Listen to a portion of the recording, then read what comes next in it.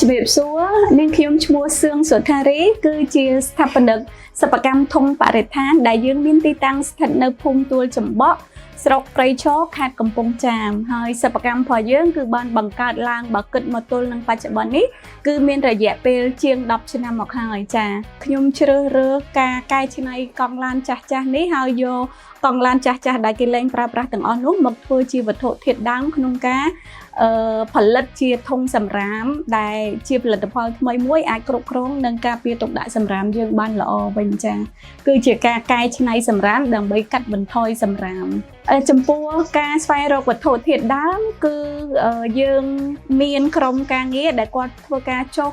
ទៅតាមយានដ្ឋានគ្រប់ខេត្តក្រុងទាំងអស់ដើម្បីប្រមូលទិញកង់ឡានចាស់ៗដែលគេលែងប្រើប្រាស់ចាហើយកន្លែងខ្លះក៏យើងទទួលបានការបរិច្ចាគហើយកន្លែងខ្លះយើងក៏មានម៉ួយជាប្រចាំរបស់យើងដែលគាត់សម្រាប់តែទុកគុតគង់ឲ្យខាងអាជីវកម្មរបស់យើងតែប៉ុណ្ណោះអតិថិជនបច្ចុប្បន្នគឺអាចនិយាយបានថាធុងបរិស្ថានរបស់យើងគឺជាអាជីវកម្មតែមួយដែលនៅក្នុងប្រទេសកម្ពុជាទទួលបានប្រជាប្រិយភាពយ៉ាងច្រើនហើយស្ទើរតែមានប្រជាពលរដ្ឋបងប្អូនទាំងអស់គ្រប់គ្រងនឹងបានស្គាល់គ្រប់ទីកន្លែងយើងទទួលបានអតិថិជនគ្រប់ទីកន្លែងទាំងអស់តាមខេត្តឬក៏ទីក្រុងភ្នំពេញទេឲ្យតែគាត់មានតម្រូវការប្រើប្រាស់ធុងសម្រាមគឺគាត់នឹងគិតដល់ធុងបរិស្ថានហើយគាត់មានការគ្រប់គ្រងខ្លាំងដោយគាត់បានមើលឃើញពីទស្សនវិស័យនិងពីទឹកចិត្តនៃការបង្កើតជាអាជីវកម្មរបស់យើងនេះចាជាការពិតធម្មតាយើងជាអ្នកប្រកបអាជីវកម្មតែងតែមានការប្រើប្រាស់ QR code ហើយមកដល់បច្ចុប្បន្ននេះហើយក៏មានការប្រើប្រាស់ QR code ខាង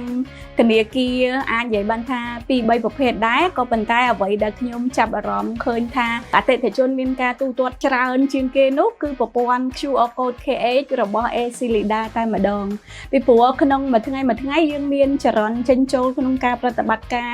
ដែលអតិថិជនយើង delivery តាមអនឡាញភាគច្រើនគាត់ធ្វើការវេលុយតាមរយៈ QR code Acylida គឺយើងទទួលបានការទូទាត់ច្រើនជាងគេចាក្នុងចំណោមធនាគារទាំងអស់នៅពេលដែលប្រកបមុខរបរមួយខ្ញុំគិតថាតើមុខរបរណាដែលអាច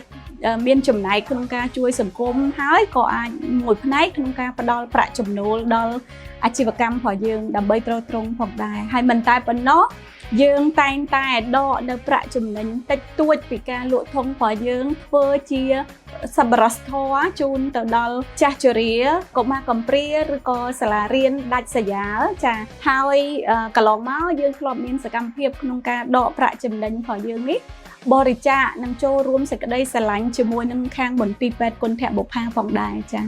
សម្រាប់នាងខ្ញុំក្នុងនាមជាម្ចាស់អាជីវកម្មធុងបរិស្ថានដែលកែច្នៃសម្បកកង់ឡានមកប្រើប្រាស់ជាធុងសម្រាមនេះគឺពិតជាសប្បាយចិត្តនិងមានមោទនភាពជាខ្លាំងដែលខ្ញុំមានលទ្ធភាព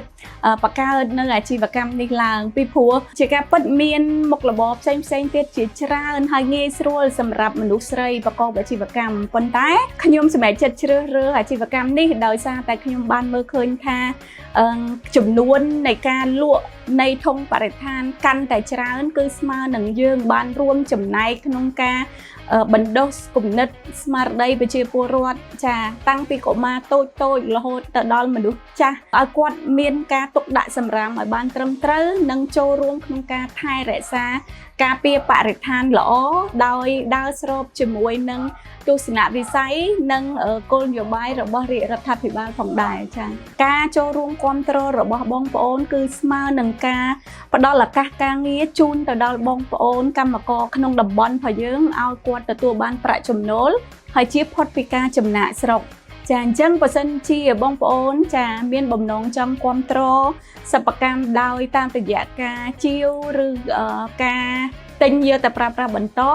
សូមទំនាក់ទំនងតាមរយៈ page ជាផ្លូវការយើងខ្ញុំចានៅខាងលើដែលមានឈ្មោះថាធុងបរិស្ថាននិងតាមរយៈលេខទូរស័ព្ទដែលមាន mention នៅខាងលើចាសូមអរគុណ